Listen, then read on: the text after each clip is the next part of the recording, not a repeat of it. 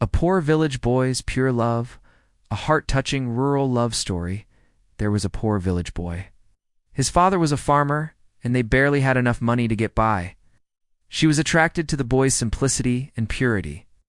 They would go on long walks in the fields and talk for hours. The girl loved the boy's sense of humor and his positive attitude. The boy loved the girl's kindness and her compassion for the poor. They started talking, and soon she found herself falling in love with him. The boy was also attracted to the girl, but he was hesitant because he knew that he wasn't good enough for her. He was just a poor village boy after all. That's why this is called a poor village boy's pure love. He was just a poor village boy, and she was a city girl. He was just a poor village boy, and there was only so much he could do. He didn't want to hold his child back. He wanted them to have a better life than he had. Years later, the boy still lives in the village, working the fields and taking care of his aging parents. He has a small cottage and a vegetable garden. He's content with his simple life. Eventually, she left him and their child and went back to the city.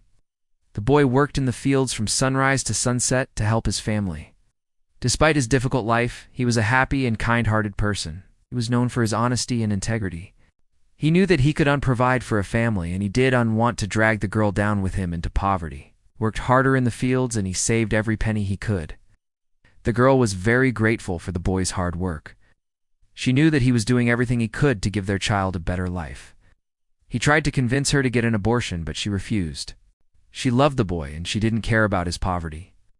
One day, a young woman from the city visited the village. Despite their differences, they started dating.